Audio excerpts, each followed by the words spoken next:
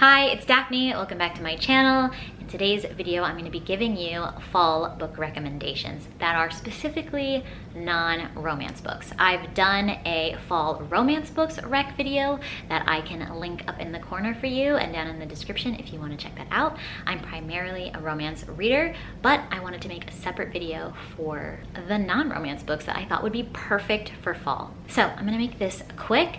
For fall, I feel like you definitely need to finally pick up the classics that are on your shelves. It's just such a good time.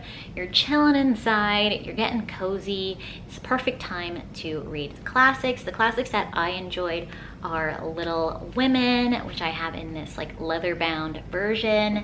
Pride and Prejudice obviously is super classic, and then I also have Emma. I enjoyed all of these books. Also considering that they're classics, you know, they have a little bit of like a romantic flavor to them, but I wouldn't really consider these like the romances that I put on my normal lists. So yeah, I would definitely recommend these classics and just picking up any classics you have sitting on your shelves waiting for you to read for fall. So then going off of the classics, I have Circe, which is like a Greek retelling of this character from the Odyssey. She's the daughter of a god, but she's been shunned. She lives on this remote island, and it's the story of the people that come across her on this island, and it's very episodic. It almost goes in waves of different climaxes and peaks and valleys of different mini stories within here, but I would definitely recommend this for fall because it has that classic kind of energy that you can really like sit down and dedicate your time to when fall comes. I feel like for me in summer and spring, I just want to be outside like gallivanting, but when fall comes around, you can really like settle down and get to those challenging reads. So if this is on your TBR, I would definitely recommend it. And look at this cover, it's so pretty and shiny and orange for fall. Another orange book is Razorblade Tears. So this book is about two fathers, and their sons were husbands, or they were like in love, they were together, but their sons have been murdered mysteriously. So it's the fathers joining forces. One of the fathers has had jail time. The other father is like kind of like a hillbilly kind of guy. They're both shady in their own ways. Like they know their way around guns and like violence and shady people, and they just feel like if they didn't do right by their sons in life, they didn't accept them. So now in death, they want to avenge their children, and they go out to find out what happened to their sons and to get revenge. And it is quite the thriller. It is very violent at times. If you want a thriller that talks about acceptance of your loved ones and righting wrongs and just some fatherly love and mistakes, like this is the book for you. I would definitely recommend this book for fall as well. Switching gears a little bit, I want to recommend The Secret History. I can't lie to you, I have not read this yet, but it screams fall so much. It's like dark academia. I just picture these like elitist college students in Oxford with like the fall leaves coming down and them just doing shady business. I don't know, but dark academia just screams fall. So I wanted to recommend this. I have it, and honestly, I should put it on my fall TBR. Let's be real. Maybe we can read it together.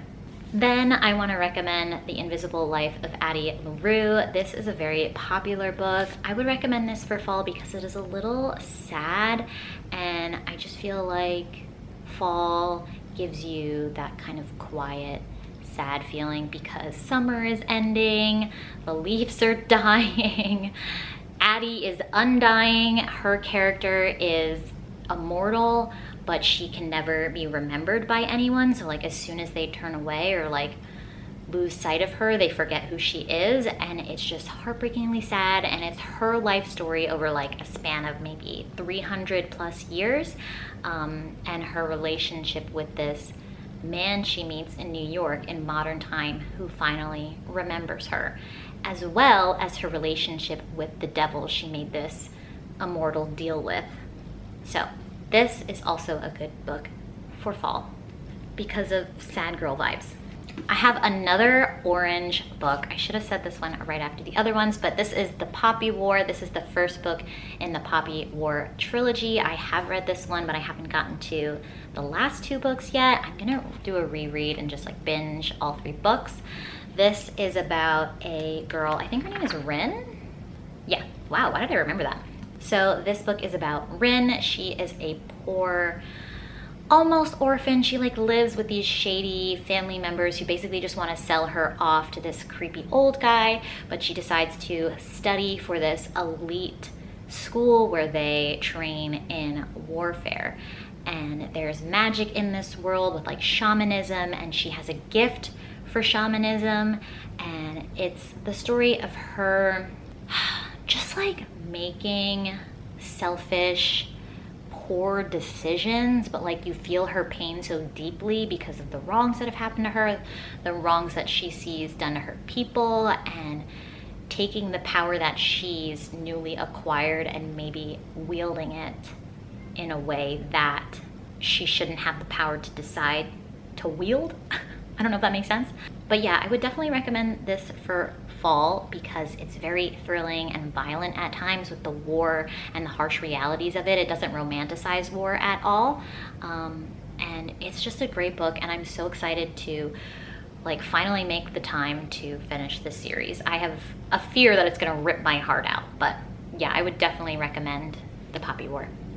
I also want to recommend the 5th season by N.K. Jemisin. This is like an end of the world kind of story. So the 5th season is basically like, oh my God, the world is ending again. But there's been like multiple 5th seasons, different types of 5th seasons.